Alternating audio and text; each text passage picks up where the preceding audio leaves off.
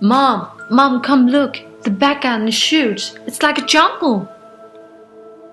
Joshua yelled at the top of his voice. This is incredible. I can't wait to start exploring. I'm going to be just like Columbus, but without the sailing. I hate sailing. Joshua arrived earlier that morning with his mom and 2 years older sister Lizzie.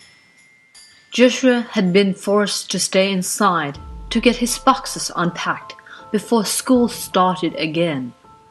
Finally, he had finished, and now he had time to start exploring, which he had been eager to do all day long.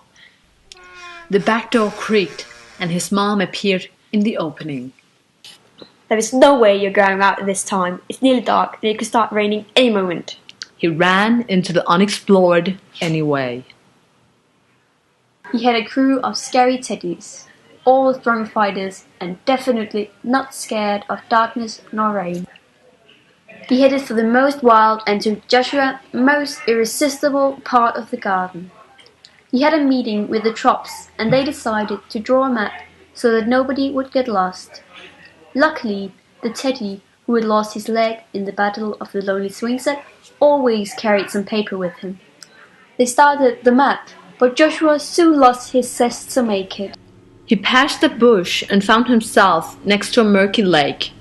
Suddenly he noticed that darkness filled the forest around him. The moon lit up the lake, and the light reflected from the still surface where the water was not hidden by duckweed. He saw a dark shadow of what he assumed was a fish. He stepped closer to the edge of the water, and the shadow started to work its way towards him. Slowly first, but then faster and faster.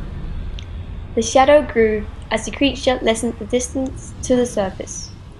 Joshua stepped back from the once so peaceful water as a massive being broke through the layer of duckweed, creating great waves. He cried out, and without looking back, he ran towards the house, which was barely visible over the top of the trees. His heart was pumping, faster and faster, harder and harder. He had to get away from that turbid water quickly. He felt like he'd been running for hours, but when he turned his head, he could still see the lake.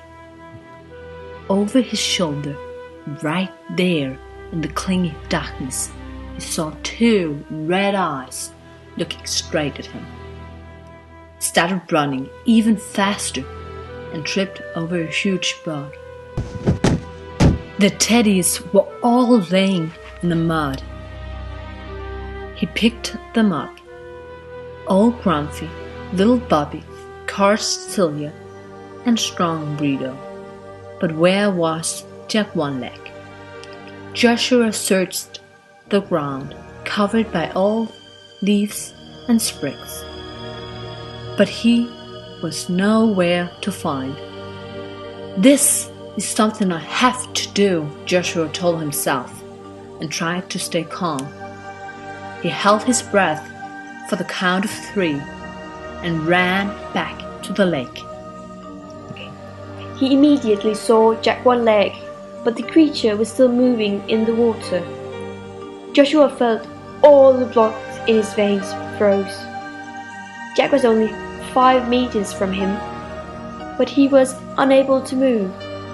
He somehow finally managed to move the few meters, and he got a hold of his teddy's remaining leg.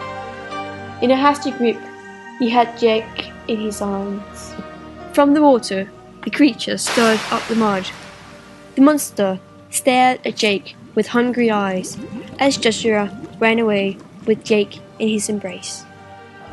When Joshua entered his room, he noticed some sucky, unusual big footprints.